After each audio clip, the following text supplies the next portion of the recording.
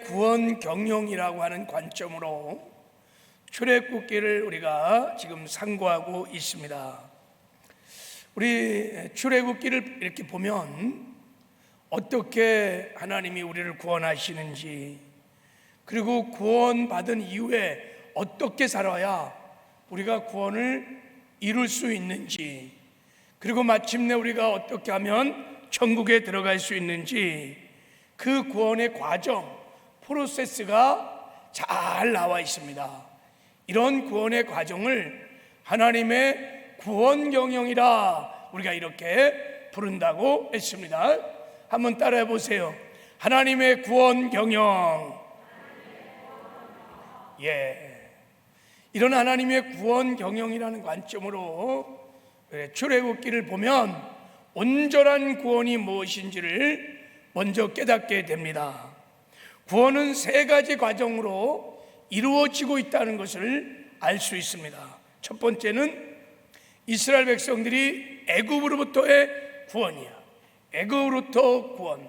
그러니까 애굽에서 바로에게 종노릇하던 이스라엘 백성들이 어린 양의 피로 죄 사함 받고 구원받는 것이, 이거를 여러분 우리는 신학적으로 칭의의 구원이다 이렇게 말해요.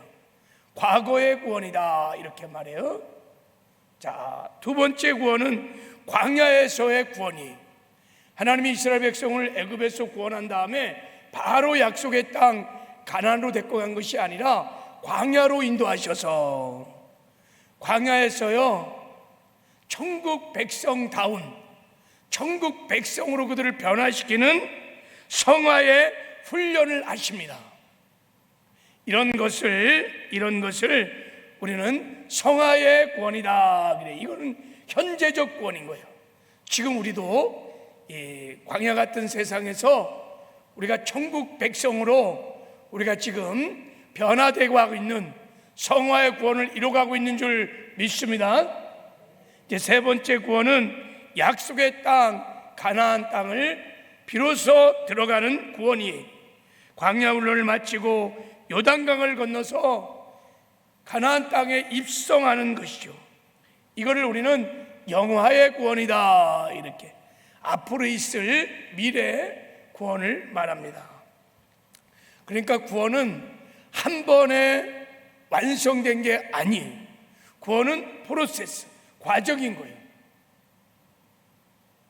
애굽에서 구원받고 광야에서의 구원, 그리고 마침내 약속의 땅으로 들어가는 구원이, 칭의의 구원이, 성화의 구원이, 영화의 구원이 있다는 것을 알 수 있습니다. 여러분, 이 구원을 이뤄 가시는, 그래서 마침내 천국에 들어가는 저와 여러분 되기를 주님의 이름으로 축복합니다. 이것을 명심 또 명심하셔야 돼요. 구원은 우리가 완성한 게 아니에요. 우리는 구원을 지금 이뤄가고 있는 과정이 있다는 것을 출애굽에서 하나님의 구원 경영을 통해서 우리는 분명히 알 수 있어요. 첫 번째 구원을 받았던 광야 1세대들이 이 구원을 이뤄가다가 광야에서 구원에 실패함으로 그들이 멸망을 당했던 그런 이야기도 알 수 있어요. 그럼 우리가 반드시 구원을 이뤄가야 될 줄을 믿습니다. 자, 또 하나 우리가 하나님의 구원 경영을 보면서 깨닫게 되는 것은, 하나님이 이스라엘 백성들을 애굽에서 구원하여 광야를 지나 약속의 땅 가나안으로 인도하기 위한 완벽한 조치를 하나님이 취했다는 거예요. 그러니까 하나님의 구원 경영에는 실수가 없어. 완전한 구원 경영을 하나님이 하십니다. 완전한 조치를 취했어요. 애굽에서 구원하여 광야의 구원을 이루어 마침내 약속의 땅 가나안으로 인도하기 위한 완벽한 조치를 하나님이 취했다는 것을 알 수 있습니다. 어릴 때 제가 무슨 일을 하거나 먼 길을 가려고 할 때 걱정을 하면 우리 어머니가 이렇게 말했어요. 아들아, 두려워하지 마라. 내가 다 조치를 취해놨다 이렇게 말했어요. 다 내가 조치를 취해놨다는 거예요. 그래서 엄마 말 믿고 정말 가보면 엄마가 다 이미 조치를 취해놨어요. 하나님도 마찬가지입니다. 걱정하지 마라. 너희가 온전한 구원을 이루도록 내가 다 조치를 취해놨다는 거예요. 애굽에서 나와서 광야에서 변화를 받고 가나안 땅으로 들어갈 수 있도록 완벽한 조치를 하나님이 다 취해놨다는 거예요.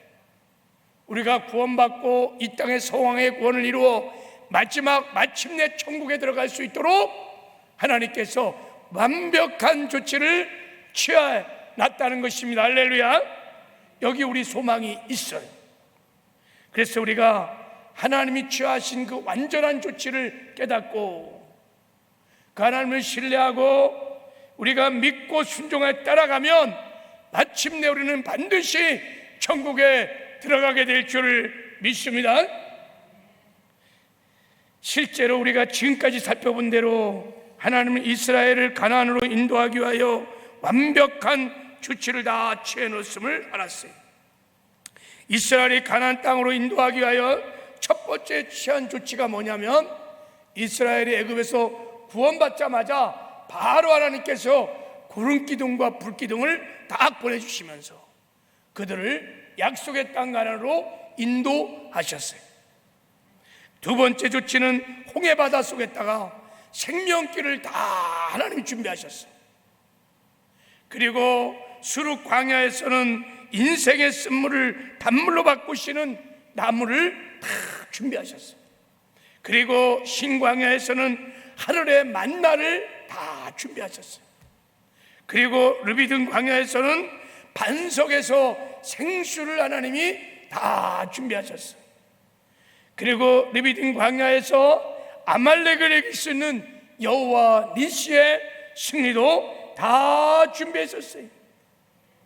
이스라엘 백성이 약속의 땅 가나안으로 가는 길에 하나님께서 완전한 준비를, 완전한 조치를 다 취해내서 이제 그 하나님을 믿고 순종하며 따라가기만 하면 칭의의 구원도 이루고 성화의 구원도 이루고 마침내 영화의 구원을 이루어 천국 약속의 땅 가나안 안에 들어갈 수 있는 줄 믿습니다. 자, 오늘 이제 일곱 번째로 하나님께서 우리의 구원을 이루기 위하여 준비하신 일곱 번째 조치를 살펴보려고 합니다. 이 조치는 너무너무 중요한 조치예요. 이것을 잘 깨달아야 우리가 이 땅에서 이 구원을 이루어 이 땅에서 천국을 맛보며 누리다가 마침내 우리가 천국에 들어가는 영광을 얻게 될 줄을 믿습니다. 지금까지 조치도 굉장히 중요해요. 구름기둥과 불기둥을 따라가야 돼요. 하늘의 만나를 먹어야 돼요. 반석의 생수를 먹어야 돼요. 우리가 육신의 소욕을 이기는 여호와 니시 승리가 있어야 됩니다. 그런데 이 일곱 번째 조치는 너무너무 중요한 조치예요. 이것을 깨닫고 하나님이 조치한 대로 믿고 순종해 나갈 때 우리가 구원을 이루게 될 줄을 믿습니다. 그것이 무엇이냐? 오늘 본문에 나온 교회예요. 광야 교회. 사도행전 7장 38절에 보면 여러분 이스라엘 백성들을 출애굽하여 광야로 인도해서 광야에서 생활하는 것을 광야교회라 이렇게 말했어요. 광야교회. 따라해 보세요. 광야교회. 그러니까 하나님께서 이스라엘 백성들을 광야교회로 인도하셔서 광야교회 안에서 승리하게 하시고 광야교회 안에서 필요를 공급해 주시고 광야교회에서 보호해 주시고 광야교회를 통해서 사명을 감당하게 하시고 광야교회를 통해서 구원을 이루어 마침내 약속의 땅 가나안으로 인도했다는 거예요. 자, 그렇습니다. 지금도 하나님의 구원 경영은 동일합니다. 하나님이 우리를 구원하신 후에 우리가 이 세상에 사는 동안에 승리하는 삶을 살기 위하여 교회를 준비하셨습니다. 그리고 이 땅에서 우리가 사명을 잘 감당하라고 하나님이 완전한 조치, 교회를 준비하셨습니다. 그리고 성화의 구원을 이루기 위해서 교회를 준비하셨습니다. 그리고 천국을 이 땅에서 맛보며 누리며 살다가 마침내 천국에 들어갈 수 있도록 하나님께서 교회를 준비하셨습니다. 그러니까 교회는 하나님이 우리를 축복하시고 우리를 구원을 이루어 천국으로 인도하기 위해 준비하신 하나님의 완전한 조치인 것입니다. 너무너무 교회가 중요한 것입니다. 이제 하나님께서 7번째 조치로 이들을 약속의 땅 가나안으로 인도하기 위하여 세운 광야의 교회, 이 원형교회에 대해서 한번 살펴보려고 합니다. 왜 하나님께서는 광야교회를 세웠을까?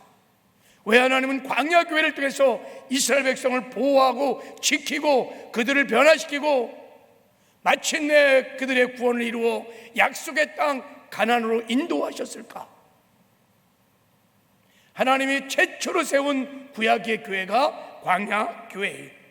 오늘 이 광야교회를 함께 살펴보므로 우리에게도 하나님이 최초로 세우신 광야교회를 본받아 새롭게 세워지는 은혜가 있기를 주님의 이름으로 축복합니다.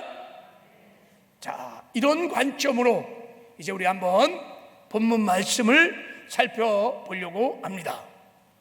자, 우리 13절을 한번 읽어보겠습니다. 자, 13절 시작. 이튿날 모세가 백성을 재판하려고 앉아있고 백성은 아침부터 저녁까지 모세 곁에 서 있는지라 그랬어요.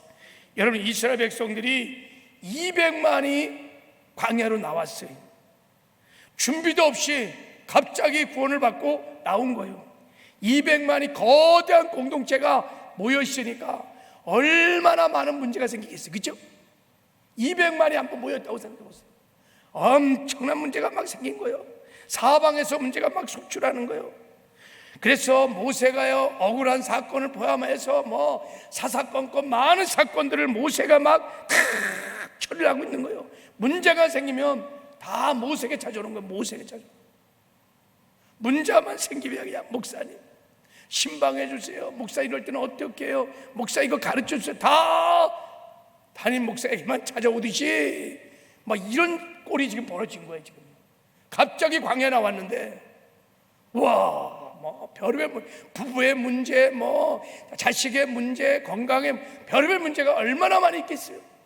그 문제들을 막 모세에게 막 이제 가져온 거예요. 자, 여러분, 출애굽한 모세는요, 기도하고 하나님께 말씀을 받고 말씀을 전하는 영적인 일을 도맡아 하면서 동시에 백성들 사이에 일어나는 그 많은 문제들을 처리해야만 되는, 그래서 저녁부터 아침부터 저녁까지 엄청난 업무에 시달리고 있었어요. 모세가 이제 저렇게 나가면 피곤하고 지치어버려요. 자, 이런 모습을 보고 장인 이드로가 와서 모세에게 이제 권면을 하는 거예요. 자, 14절 한번 보겠습니다. 14절 시작. 모세의 장인이 모세가 백성에게 행하는 모든 일을 보고 이르되 내가 이 백성에게 하는 이 일이 어찌 됨이냐? 어찌하여 내가 홀로 앉아있고 백성은 아침부터 저녁까지 내 곁에 서 있느냐? 그랬어요. 모세의 장인 이드로가 모세에게 조언을 합니다. 내가 이 백성에게 행한 일이 어찌 됨이냐? 지금 모세의 목회 방식에 강한 의구심을 지금 장인 이드로가 제기한 겁니다. 어찌하여 이렇게 비능률적으로, 비합리적으로, 불합리하게 이렇게 목회를 하느냐? 이런 말이죠. 자, 우리 15절 16절을 읽어보겠습니다. 시작. 모세가 그 장인에게 대답하되 백성이 하나님께 물으려고 내게로 오미라. 그들이 일이 있으면 내게로 오나니 내가 그 양쪽을 재판하여 하나님의 윤례와 법도를 알게 하나이다. 백성들이 문제만 생기면 나한테 온다는 거예요.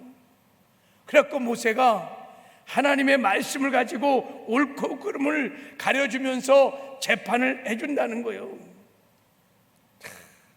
그때 이드로가 이렇게 말했습니다. 자, 우리 17절 읽겠습니다. 시작. 모세 장인이 그에게 이르되 내가 하는 것이 옳지 못하도다. 네가 그렇게 하는 게 지금 옳지 못하다. 지금 모세가 하는 행동들이 악하다는 뜻이 아니라 비능률적이고 이것은 효율적이지 않다는 거야. 지금 네가 하는 목회는 옳지 않다. 이렇게 하다가는 너도 죽고 백성도 다 죽는다. 즉 그런 말이. 자 18절에 그리고 이렇게 말했습니다. 18절 읽겠습니다. 시작. 너와 함께한 이 백성이 필경 기력이 세하리니 이 일이 내게 너무 중함이라 내가 혼자 할 수 없으리라. 그래서 네가 계속 이렇게 하면 네 기력이 세하리라. 그래서 기력이 세한다는 것은 네가 실신한다는 거예요. 또 쓰러진다는 거예요. 모세가요 하나님 일에 충성된 자입니다. 그리고 모세 성편이 모든 지면에 어떤 사람 봐도 아주 온유한 사람입니다. 하나님 일에 열심히 있는 사람입니다. 그럴지라도 네가 이런 식으로 목회라면 너 이제 쓰러진다는 거예요. 그러면서 이렇게 말했습니다. 일이 내게 너무 중함이라 내가 혼자 할 수 없으리라. 하나님의 일을 혼자 할 수 없다는 것입니다. 광야 교회를 세우는 것은 내 혼자 할 수 있는 일이 아니라는 거예요. 교회를 세우는 것 네 혼자 할 수 있는 일이 아니다. 백성들과 함께 해야 한다는 것입니다. 지금 모세가요 충격을 받았어요. 그러지 않아도 피곤하고 지치고 백성을 데려와 갖고 아침부터 밤늦게까지 신방하고 가르치고 재판해주고 도대체 이게 어떻게 되는 건가, 이 목회를 이게 도대체. 그랬을 때 장인 이도로가 와서, 사실 하나님이 장인 이도를 보낸 것입니다. 너 그렇게 하면 쓰러진다. 교회는 그렇게 세우는 게 아니야 하고 가르쳐 주는 거예요. 자, 그러면 어떻게 교회를 세워야 되는가? 자, 하나님이 이들을 통해서 말씀하시는 거예요. 자, 우리 21절. 자, 우리 21절을 우리 한번 읽겠습니다. 21절, 22절 시작. 너는 또 온 백성 가운데 능력 있는 사람들 곧 하나님을 두려워하며 진실하며 불의한 이익을 미워하는 자를 살펴서 백성 위에 세워 천부장과 백부장과 50부장과 10부장을 삼아 그들이 때를 따라 백성을 재판하게 하리라. 큰 일은 모두 내게 가져갈 것이요 작은 일은 모두 그들이 스스로 재판할 것이니 그리하면 그들이 너와 함께 담당할 것인즉 일이 내게 쉬우리라. 그래서 하나님이 이들을 통하여 광야 교회를 세우는 법을 가르쳐 주는데, 그게 뭐냐면 이제부터 너 혼자 일하면 안 된다. 사람을 키워서 사람을 훈련해서 그 사람들이 너의 역할을 대신하도록 해라. 그래서 그들이 교회를 세워가도록 하라는 것입니다. 광야 교회를 세우는 건 네 혼자 안 돼. 너는 사람들을 훈련하여 세우고 그들이 광야 교회를 세우도록 하라는 것입니다. 그래서 먼저 백성들 중에서 하나님의 일꾼을 선택하라는 거예요. 능력 있는 자를 선택하라. 세 가지 기준을 말했어요. 하나님을 두려워하는 자, 무슨 말이에요? 하나님을 경외하는 자, 하나님을 알기 때문에 하나님을 경외함으로 하나님 말씀에 순종하는 사람을 뽑으라는 거예요. 그리고 진실한 사람들, 거짓이 없고 정직하고 진실한 사람들, 하나님의 뜻이라면 기꺼이 순종하며 따르는 자들, 그리고 불의한 이익을 미워하는 자들, 돈에 욕심이 없는 자들 딱 뽑아서 천부장으로, 백부장으로, 50부장으로, 10부장으로 세우라는 것입니다. 그들을 훈련하여 세워서 그들이 네가 했던 일들을 대신하게 하라는 것입니다. 여러분, 이때부터요 10부장, 50부장, 100부장, 1000부장 제도가 교회 조직, 처음으로 생긴 것입니다. 이게 교회 조직의 원형인 것입니다. 자, 지금 이스라엘 백성이 애굽에서 60만 정도가 이렇게 출애굽을 했어요. 60만, 장정만 60만이에요. 거기에 딸리는 아이들까지 하면 200만이 넘는데, 자, 60만을 한번 생각해 보세요. 자, 60만을 가지고 1000부장, 100부장, 50부장, 10부장을 세웠다 그러면 600명의 천부장을 세웠어요. 그리고 6000명의 100부장을 세웠고 12000명의 50부장을 세웠고 6만 명가량의 10부장을 세운 것입니다. 그러니까 장정만 60만, 도합 200만의 공동체를 10명이 모이는 6만 개 정도의 소그룹으로 다 나눴다는 얘기예요. 그러니까 200만의 어마어마한 공동체를 6만 명의 10부장을 다 세워갖고 10명씩 모든 200만의 공동체를 10명씩으로 기초하는 소그룹으로 만들었다는 것입니다. 이해하세요? 이 말이 무슨 뜻인지? 이때부터 그러니까 모든 백성들이 다 10부장 공동체 속으로 다 들어가서 10부장의 리더십 안에 들어가기 시작했습니다. 지금으로 말하면 목장교회입니다. 목장교회.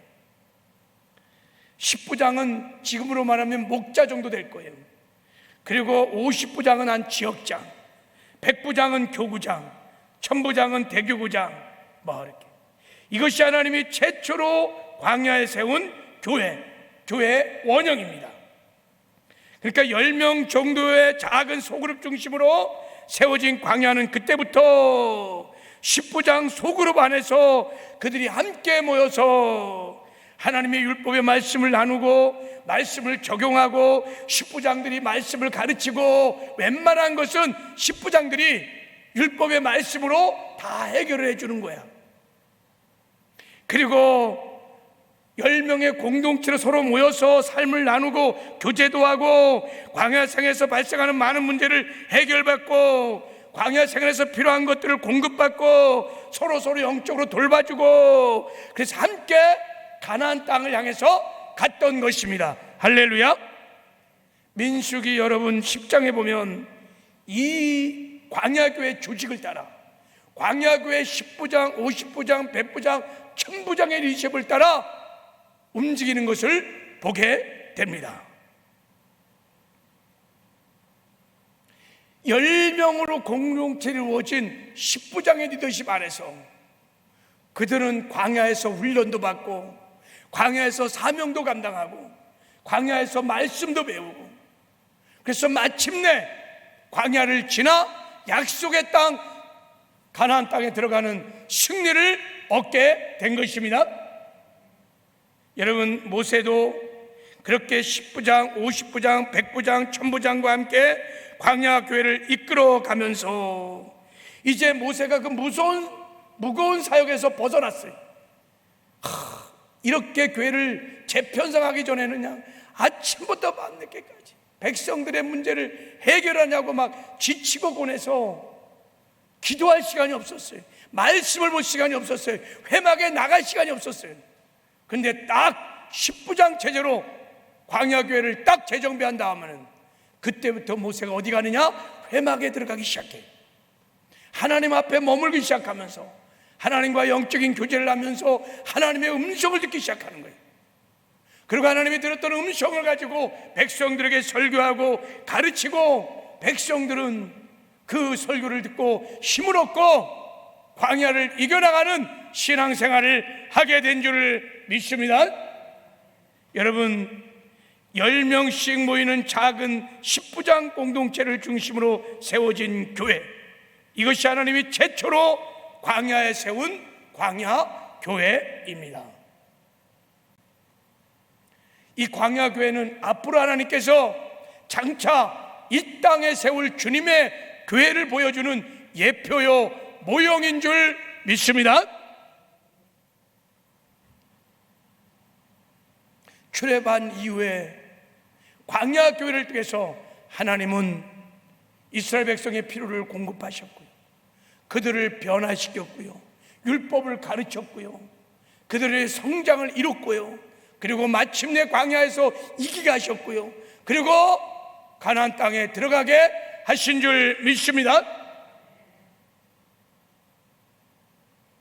여러분, 이것이 장차 이 땅에 하나님이 세우고 싶은 주님의 교회 예표이므로, 그러면 초대교회를 딱 보면 똑같이 지금 모세가요 광야 교회를 십부장 체제로 세웠던 것처럼 초대교회가 그대로 세워지는 것을 우리가 볼 수 있습니다.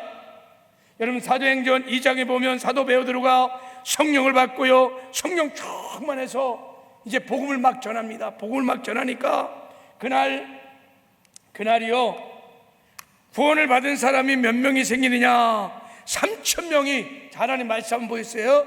자, 우리 방송실. 자, 3,000명이 구원을 받았어요. 3,000명이 구원을 받았어요. 자, 3,000명이 구원을 받았어요. 자, 저들이 3,000명이 구원을 받은 사람들이 어떻게 신앙생활을 했을까? 3,000명이 구원받은 후에 저들이 이렇게 신앙했어요. 자, 42절에 보면, 자, 한번 읽어보겠어요. 시작. 그들이 사도의 가르침을 받아 서로 교제하고 떡을 떼며 오르지 기도하기를 힘쓰느니라 그랬어요. 당시 여러분 3,000명이 한날에 구원을 받았는데, 저 3,000명이 함께 모여갖고 사도의 가르침을 받고 양육을 받고 서로 교제하고 예배를 드리고 막 불신용을 해서 기도할 수 있었을까요? 못해요. 불가능해요. 말씀드렸죠. 예루살렘에는 저런 공간이 없었어요. 그리고 여러분, 핍박을 받는 시기였기 때문에 3,000명이 한 곳에 모여갖고 저런 식으로 신앙생활을 할 수가 없었어요. 어떻게 그럼 했을까? 46절에 보면요, 집에서 떡을 떼었다 그래요. 저들이 구원을 받은 다음에 다 가정으로 들어가서 3, 4, 3,000명이 다 흩어져서 가정으로 다 들어간 거예요. 가정에서 다 함께 모여갖고 거기서 서로 교제도 하고 예배도 드리고 말씀도 배우고 서로 양육도 하고 그렇게 가정교회를 이루게 된 줄 믿습니다. 초대교회가 이렇게 광야교회처럼 가정교회라고 하는 소그룹을 기초로 세워지는 것을 보게 됩니다. 초대교회만 아니라 그 이후로 하나님이 이 땅에 세웠던 모든 주님의 교회는 다 소그룹이라고 하는, 목장교라고 하는 작은 공동체를 기초로 해서 교회가 세워지는 것을 우리가 알 수 있습니다. 할렐루야. 그래서 여러분, 놀랍게 이제 교회가 이 목장들이 막 살아나면서, 목장들이 번식하면서 놀라운 부흥의 역사가 막 일어나기 시작했어요. 그래서 막 폭발적인 부흥이 막 일어나기 시작했어요. 120명의 성도들이 2년 만에 10만을 이루는, 예루살렘에 여러분 10만 성도가 있었어요. 계산을 해보면요, 2년 사이에 10만의 성도가 구원받는 역사가 일어났어요. 놀라운 부흥이었습니다. 왜요? 광야교회처럼 십부장 체제로, 가정교회 체제로, 작은 소그룹을 기초로 그리스도의 몸인 교회가 세워졌기 때문에 그 목장이 번식하면서 폭발적인 부흥이 일어났던 것입니다. 그런데요, 안타깝게도 막 초대교회가 부흥하다가 313년 콘스탄트 대제가 됐을 때 기독교를 국교화시키면서 그때부터 교회가 제국적인 중앙집권 제도를 도입하면서 가정교회들이, 소그룹들이 사라지기 시작합니다. 큰 교회, 이렇게 건물 중심으로, 대그룹 중심으로 조직교회가 생기기 시작했습니다. 이렇게 대그룹 중심으로만 교회가 움직이다 보니까 소그룹이 다 없어졌어요. 그러니까 성직자를 중심으로 교회가 운영되었습니다. 사역도 목회자들이 거의 다 도맡아 했습니다. 성도들은 그저 목회자를 도와주는 조력자 정도 역할을 했고, 거의 89%다 성도들은요 대배만 드리고 다 구경꾼이요, 다 소비자요, 사역을 하지 않았어요. 소수의 사역자들과 소수의 평신도들이 교회에서 사역을 하는 전혀 기형적인 교회가 생긴 것입니다. 대그룹과 소그룹이 함께 있어 나를 수 있는데, 한 소그룹이 가정교회가 목장교회가 죽었어. 그러니까 한쪽 팔로 막 날려니까 이게 날아가겠어요? 계속 뺑뺑뺑뺑뺑뺑뺑 제자리. 그때부터 교회 성장은 멈췄고 타락하기 시작했고 중세의 무서운 타락이 시작된 것입니다.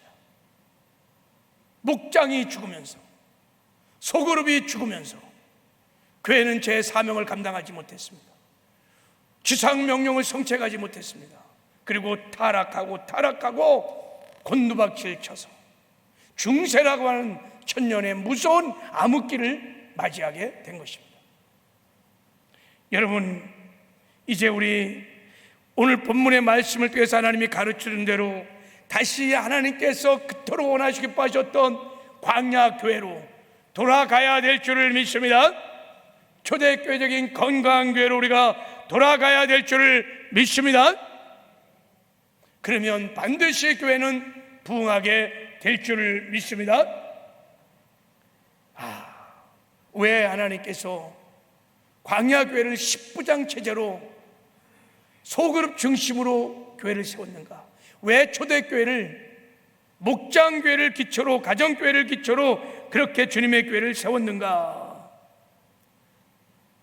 그 이유에 대해서 말씀을 좀 나누려고 하는데, 시간이 많이 지나서 제가 간단하게 좀 잠깐 말씀을 드리려고 해요. 첫 번째는 우리 보세요. 지상 계명을 성취하기 위해서라고 제가 설교를 했어요. 지상 계명, 마음과 목숨과 뜻을 다하여 하나님을 사랑하고 내 이웃을 사랑하라. 우리가 사랑하기 위해서는 공동체가 필요해. 할렐루야. 다른 길이 없어요. 대급에서는 절대 불가능해요. 지상 계명을 성취할 수 없어요. 여러분, 우리가 이 땅에 사는 동안에 사랑하는 법을 배워야 합니다. 그리고 사랑의 사람이 되어야 합니다. 그래서 천국 가서 우리 영원히 사랑하는 삶을 살게 될 것입니다. 천국은 사랑의 나라입니다. 여러분, 부단히 우리가 목장에 모여서 서로 사랑하는 삶을 훈련해야 될 줄을 믿습니다. 두 번째, 이것도 제가 다 나눴어요. 두 번째는 지상명령을 성취하기 위해서 반드시 교회는 목장교회를 기초로 세워져야 한다고 했습니다. 지상명령이 무엇입니까? 복음으로 사람을 살리고 키우고 제자 삼는 거예요. 전도하고 양육하고 제자 삼아 하나님 나라를 확장하는 것입니다. 이런 사역은요, 대그룹 안에서는 잘 일어나지 않아요. 대그룹에서 어떻게 양육이, 제자가 일어날 수 있겠어요?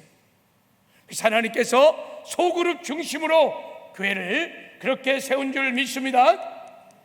세 번째,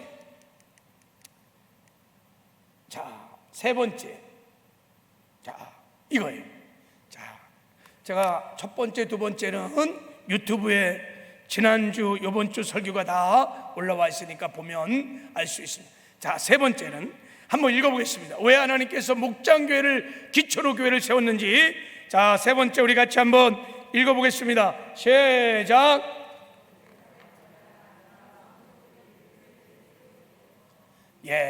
목회자가 아니라 전 성도들이 교회를 세우기 위해서. 광야교회는 하나님이 말씀하셨어요. 모세야, 너 혼자 교회를 세우는 게 아니야. 이건 처음부터 하나님의 뜻이 아닙니다. 모세가 아침부터 저녁까지 막 열심히 신방하고 설교하고 가르치고 그렇게 광야교회를 세우라고 하나님이 처음부터 지시하는 게 아니. 모세야, 1000부장, 500부장, 100부장, 50부장, 10부장을 세우거라. 모세, 너는 광야교회를 총괄하고 1000부장, 100부장, 50부장, 10부장 지도자를 훈련해 세우고 그들이 광야교회를 세우도록 하거라. 할렐루야. 그래서 여러분, 전 성도들이 다 10명의 공동체에 모여갖고 다 사역을 할 수 있도록 하나님이 그렇게 디자인을 하신 것입니다. 그러면 신약교회는 어떨까요? 신약교회도 마찬가지입니다. 하나님이 어떻게 교회를 세우느냐? 이렇게 세워야만 교회가 건강하게 정말 성장할 수 있습니다. 담임 목사 혼자, 교육자들이 아무리 발버둥 쳐도 교회는 성장하지 않습니다. 모세가 아침부터 저녁까지 아무리 발버둥 치고 지치고 원할 때까지 해도 광야 교회는 성장하지 않아요. 전진이 안 돼요. 보세요. 자, 하나님이 이렇게 말했어요. 교회를 세우는 방법을 이렇게 말했어요. 에베소 4장 11절 12절. 자, 같이 한번 읽어보겠습니다. 시작. 그가 어떤 사람은 사도로, 어떤 사람은 선지자로, 어떤 사람은 복음 전한 자로, 어떤 사람은 목사와 교사로 삼으셨으니 이는 성도를 온전케 하여 봉사일을 하게 하며 그리스도의 몸을 세우려 하심이라. 여기 보세요. 하나님이 지도자를 교회에 줬어요. 사도, 선지자, 그리고 복음 전하는 자, 목사, 교사, 교회 지도자들입니다. 교회 왜 지도자를 세웠느냐? 자, 12절에 그 이유가 나왔어요. 이 지도자들이, 목사들이 성도를 온전케 하여, 무슨 말이에요? 성도를 훈련하여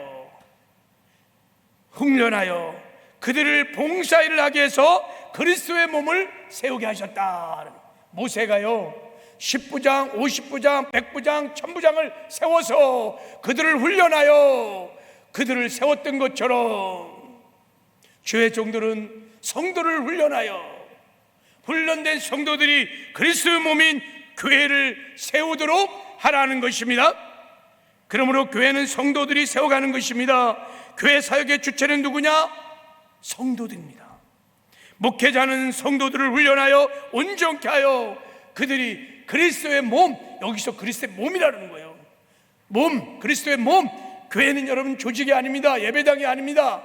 주님의 몸, 세포로 우리 몸이 이루어진 것처럼 목장을 기초로 세워지는 주님의 몸, 살아계신 몸을 세워가도록 했다는 것입니다. 할렐루야. 목회는 성도들이 하고 목사는 성도들이 목회를 잘하도록 훈련하고 가르치고 돕는 자인 거예요.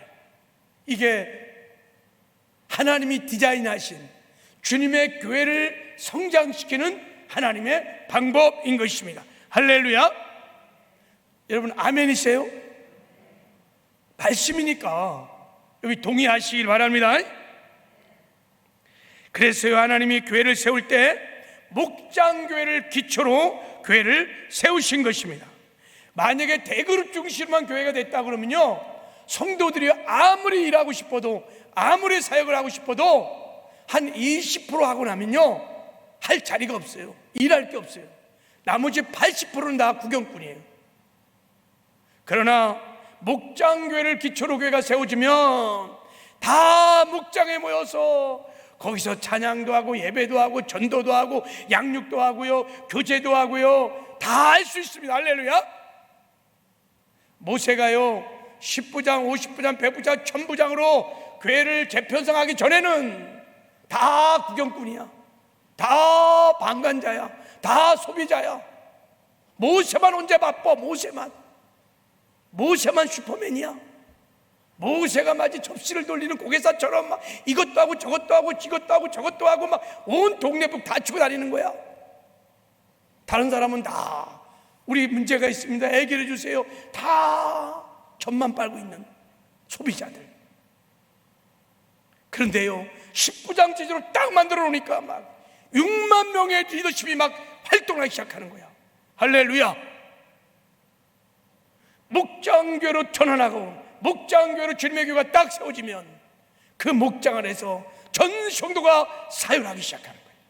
움직이기 시작합니다. 우리 몸의 세포가 막 살아 움직이기 시작하면 주님의 몸이 성장하듯이 주님의 교회가 목장이 살아나기 시작하면 다시 살아나는 부흥의 역사가 일어나게 될 줄을 믿습니다. 여러분, 이 사명을 잘 감당하고 천국에 가야 하나님이 잘했다 충성종아 칭찬과 상급과 멸관이 있을 줄 믿습니다. 제 혼자 아무리 동네북 다 치고 열심히 한다 그래도 만약에 이런 식으로 교회를 세우지 않았다면 저는 하나님 앞에 책망받을 거예요. 그리고 여러분들도 하나님 앞에 서면 개털 모자랄걸. 여러분이 사역을 해서 여러분이 주님의 몸을 세우라고 여러분을 하나님이 부르신 거예요. 나는 여러분들을 그렇게 사역을 잘하도록 훈련시키라고, 세우라고 저를 세워준 거예요. 그러니까 우리가 각자의 사역을 잘하고 가야 주 앞에 서는 날 착하고 충성종아 잘했다 칭찬과 상급과 멸관을 얻게 될 줄을 믿습니다. 그래서 우리는 목장교회로 돌아가야 돼요. 광야교회로 돌아가야 돼요. 이것은 선택사항이 아닙니다, 여러분.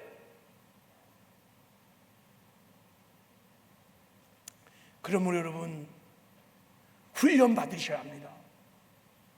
목자로 훈련 받고, 그리고 목장에 들어가서 목장 활동을 해서 목장을 세워 주님의 몸인 교회를 세워가는 은혜가 있기를 주님의 이름으로 축복합니다. 네. 할렐루야. 네 번째는 목장교회에서 성화의 구원을 이루어가기 위해서, 여러분, 성화 구원은 하나님이 처음부터 목장 안에서 이루어가도록 하나님이 그렇게 디자인을 했습니다. 믿어지는 은혜가 있기를 바랍니다. 그리고 한 가지 더, 다섯 번째, 우리 같이 읽겠습니다. 시작. 목장교회에서 기도응답을 받기 위해서, 다시 말하면 목장을 통해서 이 광야 같은 세상을 살아갈 때 하나님께서 우리의 필요를 목장을 통해서 공급해 주기로 그렇게 하나님이 디자인을 하신 것입니다. 하나님께서 광야 교회를 통하여 광야 생활을 하면서 그 많은 필요들을 십부장 체제 안에서 하나님이 공급하신 것처럼 우리가 이 땅에 살아가는 동안에 얼마나 많은 필요가 필요합니까? 하나님께서 목장을 통해서 그 필요를 채워주기로 하나님이 그렇게 디자인하시고 작정하신 것을 믿으시길 바랍니다. 자, 이 말씀 한번 보세요. 자, 우리 요한일서, 자, 우리 한번 말씀을 잠깐 읽어보겠습니다. 시작. 사랑하는 자들아, 만일 우리 마음이 우리를 책망할 것이 없으면 하나님 앞에 담대함을 얻고 무엇인지 구하는 바를 그에게 받나니 이는 우리가 그의 계명을 지키고 그 앞에서 기뻐하시는 것을 행함이라. 그의 계명은 이것이니 곧 그 아들 예수 그리스도의 이름을 믿고 그가 우리에게 주신 계명대로 서로 사랑할 것이니라. 자, 여기 보세요.